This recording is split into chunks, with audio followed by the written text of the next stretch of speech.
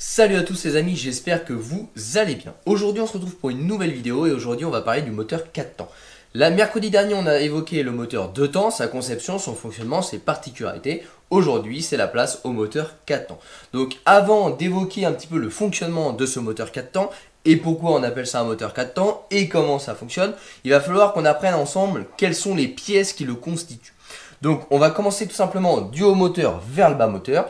Et il y a des particularités sur ce moteur 4 temps parce que déjà on retrouve deux arbres à cames. Ces arbres à cames, c'est quoi? C'est tout simplement un arbre où est dessus présent des cames. Les cames, c'est ces petites pièces-là qui sont entre guillemets ovalisées qui vont permettre d'appuyer sur des poussoirs ou sur des culbuteurs et permettre l'ouverture des soupapes. Donc si on reprend, on a généralement sur les moteurs récents deux arbres à cames.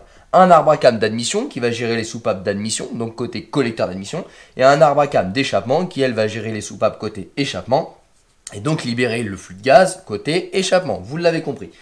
Il se peut sur des anciens moteurs que vous ayez qu'un seul arbre à cames, donc cet arbre à cames là va être constitué de cames d'admission et de cames d'échappement. Voilà, vous pouvez également avoir un seul arbre à cames avec ce qu'on va appeler des poussoirs. Donc, c'est des tiges qui vont tout simplement appuyer sur des linguets qui vont ouvrir les soupapes. Donc, ça, c'est un petit peu pour le fonctionnement. Je vais essayer de vous mettre différentes photos pour que vous compreniez. Donc, sous ces arbres à cames là, les arbres à cames vont venir tourner et vont venir appuyer donc là sur des poussoirs hydrauliques. Ce poussoir là, donc ça va venir comme ça. Il va venir appuyer sur le poussoir. Ce poussoir là va faire quoi? Il va tout simplement, hop. Alors, ce poussoir se place sur les soupapes d'admission, enfin d'admission ou d'échappement. Donc voilà, vous avez un fond qui vient ici, ça vient pas juste comme ça. Mais en gros, c'est placé dessus, ça vient au contact. Et au moment où la came va passer, ça va venir compresser le ressort de soupape et donc ouvrir votre soupape. Donc admission ou échappement selon le cas de figure. Donc pour la partie haut de la culasse, ça se passe comme ça. Ensuite, pour la partie basse, on retrouve là des soupapes d'échappement et des soupapes d'admission. Donc les soupapes, c'est quoi? C'est les petites valves que vous voyez là. Généralement, les soupapes d'échappement sont plus petites que les soupapes d'admission. Encore une fois, généralement. Il se peut aussi que vous ayez uniquement deux soupapes parce que vous êtes obligé d'avoir un minima de deux soupapes sur un moteur 4 temps. Au moins une soupape d'admission, au moins une soupape d'échappement. Maintenant, sur les moteurs récents, on a au minimum 4 soupapes. Donc on en a deux grosses d'admission et deux plus petites d'échappement.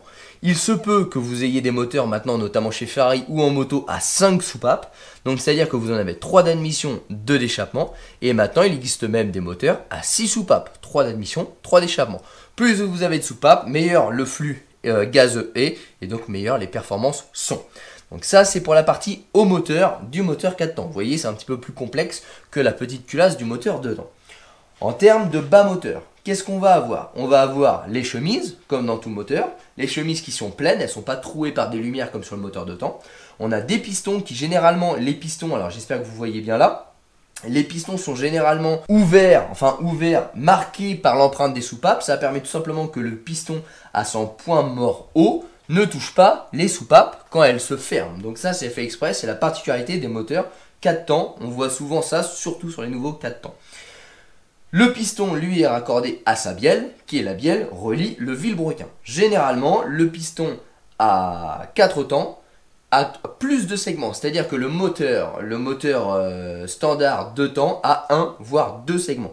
Le moteur 4 temps a 3 voire 4 segments. Donc ça, on a plus de segments parce qu'on a des segments qui vont venir racler l'huile, on a des segments coupe-feu et des segments d'étanchéité, chose que nous n'avons pas sur un moteur 2 temps. Pourquoi on a des segments qui raclent l'huile? Ça, on va le voir tout de suite après. Avant ça, il faut tout simplement comprendre qu'un moteur 4 temps, c'est beaucoup de pièces en rotation et des pièces qui sont synchronisées. Vous l'avez compris, on a énormément de pièces sur le haut moteur, on en a énormément sur le bas moteur. Et donc, pour synchroniser le bas et le haut moteur, on a tout simplement ce qu'on appelle la distribution. La distribution, c'est quoi? C'est soit une chaîne comme ce moteur-là. Donc ce moteur-là, je rappelle, c'est un flat 6, donc moteur 6 cylindres à plat de chez Porsche. Donc vous avez 3 cylindres en bas, 3 cylindres en haut que je vous montre. Et donc ce moteur-là a la particularité d'avoir une chaîne de distribution que vous voyez ici.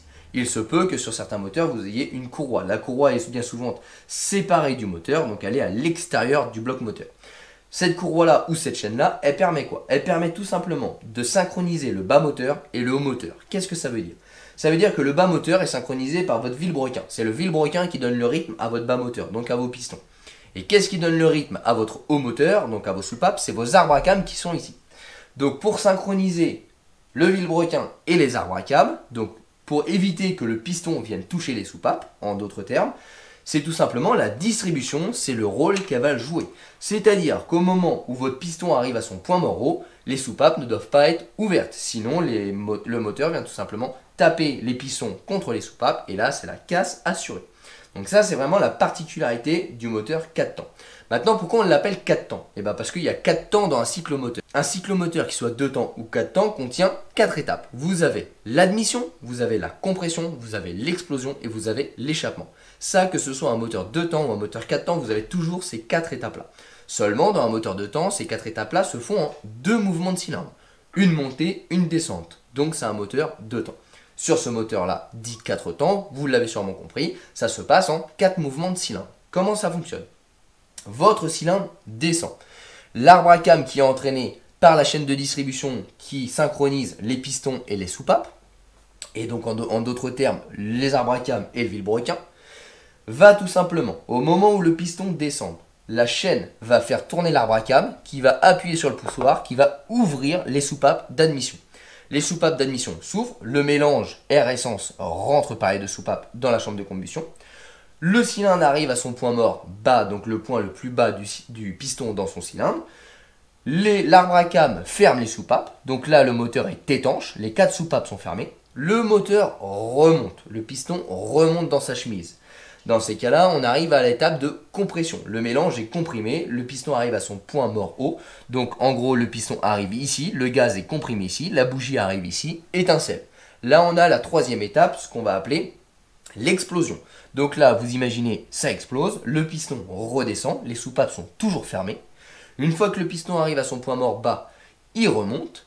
Et à ce moment-là, on a la phase d'échappement qui fonctionne. Donc la courroie ou la chaîne de distribution qui, je rappelle, est synchronisée avec le bas moteur, va permettre la rotation de l'arbre à cam d'échappement qui, elle, va ouvrir les soupapes d'échappement et faire libérer les gaz d'échappement contenus dans le cylindre. Et donc les gaz d'échappement s'en iront par le collecteur d'échappement. Ça fonctionne comme ça, donc 4 temps parce que 4 mouvements de cylindre pour une combustion.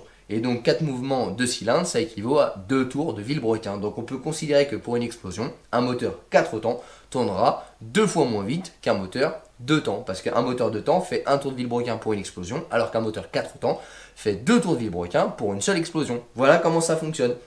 Donc je rappelle, descente, admission, l'arbre à cam, ouvre les soupapes d'admission, le mélange arrive. Point mort bas, on remonte, compression, toutes les soupapes sont fermées grâce à la synchronisation du moteur via la distribution. Explosion, on descend, encore une fois, la chaîne de distribution, le vilebrequin descend, le piston descend, les soupapes sont fermées. On remonte, la distribution toujours synchronisée avec l'arbre à cam ouvre les soupapes d'échappement, le gaz s'échappe, nos 4 temps sont présents. Voilà comment ça fonctionne ce moteur 4 temps. Donc vous l'avez compris, il y a beaucoup plus de pièces en mouvement et de complexité qu'un moteur de temps. Parce que vous avez des arbres à cam, vous avez des soupapes, vous avez des chaînes de distribution et vous avez tout ce qui est lié aux arbres à cam et aux soupapes. Donc vous avez les guides de soupapes, les ressorts de soupapes, les poussoirs, vous avez les paliers d'arbres à cam, etc., etc. Donc c'est quelque chose de beaucoup plus complexe. Vous avez une distribution que vous n'avez pas sur un moteur de temps, etc., etc. À l'inverse, ce moteur 4 temps peut prendre beaucoup moins de tours qu'un moteur 2 temps. Pourquoi? Et bien tout simplement parce que le moteur 4 temps, je le rappelle, est synchronisé via sa distribution pour éviter que le piston embrasse les soupapes. Si vous avez un moteur qui tourne trop vite, donc un moteur 4 temps qui s'emballe, et bien tout simplement les soupapes ne se fermeront pas assez rapidement par rapport à la montée du piston et on finira par faire embrasser le piston sur les soupapes et à casser le moteur. Un exemple simple, vous en avez sur Google et sur YouTube. Il y a des petits malins qui sont en 5e sur l'autoroute à 130, voire à 200, qui sont à 5000 tours. Admettons que le moteur accepte 6000 tours. Et ces petits malins passent une deuxième. C'est-à-dire que le rupteur, le limitateur de montée en régime d'un moteur 4 temps, qui empêche, qui limite la montée en régime du moteur selon les données du constructeur, par exemple si on dit 6000 tours, c'est-à-dire qu'on va couper l'allumage à la montée en régime pour tout simplement pouvoir piloter cette montée en régime et la limiter, ce qu'on va appeler le rupteur. Par contre, à l'inverse, à la descente, on ne peut pas la contrôler. Donc si vous êtes en 5e à 5 ou 6 000 tours et que vous mettez une deuxième, qu'est-ce qui va se passer? C'est que votre moteur qui est prévu pour monter à 6 000 tours va prendre 10 000 tours. Et à ce moment-là, la synchronisation du haut et du bas moteur ne se fait plus. Elle n'est plus assez rapide. Ce qui fait qu'en fait, le piston va monter plus vite que les soupapes vont se fermer. Et donc là, c'est la casse moteur assurée et c'est ce qui se passe dans les fameuses vidéos dont je vous parle. Donc c'est un petit peu comme ça que ça fonctionne. Après, on peut préparer le moteur pour le faire prendre plus de tours et donc plus de puissance, tout simplement en modifiant la puissance des ressorts de soupape, en modifiant l'angle d'attaque des arbres à câble, etc. Mais là, on est vraiment sur de la préparation moteur, sur un moteur d'origine. Ça, ce n'est pas prévu pour, et donc vous avez une limitation du nombre de tours, et ça ne sert pas à rien, ça sert tout simplement à pouvoir contrôler la synchronisation du piston avec les soupapes pour tout simplement éviter une casse moteur. C'est exactement ce qui se passe quand vous faites des sur-régimes, c'est qu'on a un emballement du piston et une soupape qui ne se ferme pas assez rapidement, et c'est la casse du moteur. Voilà un petit peu pour le fonctionnement du nombre de tours au moteur par rapport à un moteur 2 temps. Maintenant, on va parler de la lubrification. La lubrification d'un moteur 4 temps est totalement différente. Vous vous souvenez, sur le 2 temps, la lubrification se fait via un mélange dans l'essence, à 2, 3, 4% selon les constructeurs. Sur un moteur 4 temps, on a ce qu'on appelle le carter d'huile. Le carter d'huile, c'est la réserve d'huile de moteur. L'huile est acheminée via une pompe à huile qui, elle, est directement prise sur le vilebrequin. Donc plus le moteur tournera vite, plus la pompe à huile débitera de pression d'huile et plus le moteur aura une meilleure lubrification. À l'intérieur de ce moteur-là, vous avez ce qu'on appelle des conduites d'huile. Donc, vous avez plein de conduites d'huile dans ce moteur-là qui va alimenter l'huile partout dans les internes du moteur. Donc, ça va aller alimenter les paliers de vilebrequin, le vilebrequin, les bielles, les coussinets de bielle, les pistons. Et vous allez avoir des gicleurs qui vont venir tout simplement gicler de l'huile sur les cylindres pour pouvoir permettre la lubrification du piston lors de sa montée et de sa descente. Et donc c'est là où le fameux piston, enfin segment racleur, autant pour moi, prend tout son sens. C'est le segment racleur d'huile et va tout simplement permettre de racler l'huile sur les parois du cylindre pour tout simplement éviter qu'elle finisse en combustion et donc dans l'échappement. Voilà comment ça fonctionne. Donc on a une lubrification qui est bien meilleure. Cette lubrification là lubrifie tout le bas moteur, donc coussinet de vilebrequin, bielle, coussinet de bielle, segment, piston, chemise. Et à l'inverse, cette huile-là remonte également via des petits conduits qui sont dans la culasse pour aller lubrifier les pièces en mouvement, notamment les arbres à câble. Et les arbres à câble ont ce qu'on appelle des paliers d'arbres à câble, donc notamment ici, ici, ici, ici. Et vous avez des petits trous, c'est par là que l'huile arrive et va venir tout simplement lubrifier les pièces en mouvement. Et il va y avoir un film d'huile qui va se faire entre les deux parties métalliques pour tout simplement éviter l'usure, parce que le moteur 4 temps a beaucoup de pièces en mouvement et beaucoup de friction interne. C'est pour ça qu'on a beaucoup de pertes de rendement à cause de cette friction-là. Et donc la lubrification joue un rôle très important sur les moteurs 4 temps parce que la lubrification peut vous faire perdre de la performance. Si vous lubrifiez mal toutes ces pièces en contrainte et en mouvement, parce que c'est des pièces qui sont certes en mouvement mais aussi en extrême contrainte, et vous allez tout simplement avoir une perte de rendement moteur et donc des pertes de performance. Voilà, c'est un moteur qui est bien plus complexe dans sa conception, dans sa fabrication et dans son fonctionnement qu'un moteur 2 temps. A l'inverse, ce moteur-là est dit plus fiable. Pourquoi il est dit plus fiable? Parce qu'on a on a un moteur qui tourne plus doucement, on a une meilleure lubrification avec des technologies de lubrification qui sont bien meilleures. C'est-à-dire que l'huile utilisée dans un moteur 4 temps, généralement, est de bien meilleure composition qu'un mélange air, huile, essence. Donc on a une lubrification qui est plus performante et donc une usure qui est moindre. A l'inverse également, on n'a plus une lubrification aléatoire via un flux gazeux d'un carburateur ou d'une injection avec injecteur d'huile. Mais là, on a vraiment une lubrification qui se fait via une pompe qui est dédiée à ça et qui, je le rappelle, plus le moteur prend de tours, plus la pompe débite de pression, donc de barres de pression, et donc meilleure la lubrification se fait. Et donc c'est ce qu'on a de conception de plus fiable à l'heure actuelle, et c'est pour ça que c'est utilisé en grande production pour l'automobile et beaucoup de motos, parce que c'est quand même plus durable dans le temps. On a des moteurs qui font facilement 200 à 300, voire bien plus quand c'est vraiment bien entretenu, à condition de pouvoir faire attention à sa mécanique, c'est-à-dire temps de chauffe du moteur, parce que le moteur a besoin de chauffer pour atteindre ses pièces en dilatation, et donc sa température idéale de fonctionnement, et bien évidemment l'entretien qu'on lui apporte. Mais ce moteur-là est de conception bien plus solide, entre guillemets, pour la grande distribution, et donc c'est ce qui est utilisé notamment. Vous avez également beaucoup moins de pollution, parce que ce moteur-là n'avale pas d'huile, ou du moins que très peu, et c'est souvent quand il est usé. Mais par sa conception, de base, ce moteur-là n'avale pas d'huile, contrairement à un moteur 2 temps qui, elle, l'avale et la brûle. Donc on a de l'huile brûlée, donc on a de la pollution, d'où la fameuse fumée bleue qu'on a sur les moteurs 2 temps, ce qui est tout à fait normal. Sur un moteur 4 temps, à l'inverse, si on a de la fumée bleue, il faut s'inquiéter parce que c'est que votre moteur consomme de l'huile et donc que votre segmentation est usée. De conception, ce moteur-là, ne consommant pas d'huile, pollue nettement moins. De plus, on a un meilleur rendement sur ces moteurs-là, parce qu'au niveau de la combustion, étant donné que la chambre de combustion est totalement fermée, donc les soupapes sont fermées, le cylindre est totalement hermétique, la combustion est dite plus parfaite qu'un moteur de temps. Donc on a également une consommation qui est plus faible, parce que du coup on a moins de gaspillage de carburant pour une explosion, et donc moins de gaspillage dit baisse de consommation, meilleur rendement, et c'est également pour ça que c'est adopté en grande production sur les véhicules récents, c'est-à-dire qu'une même cylindrée en moteur 2 temps consommerait beaucoup plus l'huile qui est brûlée. Donc s'il consomme plus de l'huile brûlée, imaginez la quantité de pollution que vous rejetez à chaque fois. Et également l'avantage de ce moteur là, c'est qu'il est ce qu'on appelle coupleux. Donc si on peut un petit peu schématiser, on va comparer le moteur de temps à une moto et le moteur 4 temps à un tracteur. Donc si je vous donne la chose que tout le monde fait, vous mettez une vitesse, vous arrivez au point de patinage. Sur un moteur 4 temps, votre véhicule avance. Sur un moteur de temps, vous calerez. Si vous ne mettez pas d'accélérateur, vous calerez. Et bien c'est exactement ça qu'on va appeler entre guillemets un moteur coupleux. C'est-à-dire que ça va avoir de la puissance dès les bas régimes, alors qu'un moteur de temps, il faut vraiment monter dans les tours pour avoir de la puissance. Donc ça, c'est également la particularité du moteur 4 temps. Et à l'inverse, le gros inconvénient qu'il a, c'est qu'il prendra beaucoup moins de tours qu'un moteur de temps.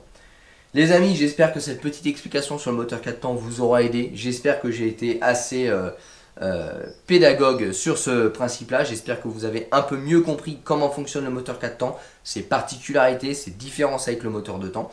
Et j'essaierai dans une prochaine vidéo de vous faire la comparaison 2 temps, 4 temps. Alors comparaison, c'est un grand mot parce qu'on ne peut pas comparer deux choses qui ne sont pas comparables. Mais par contre, on va comparer un type de moteur à une utilisation qu'on souhaite en faire. Donc je sais que moi je me suis déjà posé des questions, donc vous êtes très nombreux à vous être posé la question. Si je veux acheter une moto entre guillemets plaisir, est-ce que je dois prendre du 4 temps? Est-ce que je dois prendre du 2 temps? Si je vois un petit peu l'aspect financier, entretien, est-ce que je dois prendre du 2 temps? Est-ce que je dois prendre du 4 temps? Lequel est le plus facile à entretenir? Est-ce que je dois prendre du 2 temps? Est-ce que je prends du 4 temps? En fait, on va vraiment aborder ce contexte-là dans une prochaine vidéo. Les amis, en attendant, j'espère que ça vous a plu, j'espère que j'ai été pédagogue, que vous avez compris tout le fonctionnement d'un moteur 4 temps. Pour les nouveaux, n'hésitez pas à vous abonner sur la chaîne YouTube pour recevoir la notification des prochaines vidéos. N'hésitez pas non plus à regarder en description de la vidéo, vous avez tous les liens pour nous rejoindre, communauté Facebook ou les réseaux sociaux, mon Facebook, mon Instagram, pour tout simplement me retrouver et découvrir un peu les aventures du garage. Les amis, merci d'avoir suivi cette vidéo et on se retrouvera très prochainement dans de nouvelles vidéos. Ciao!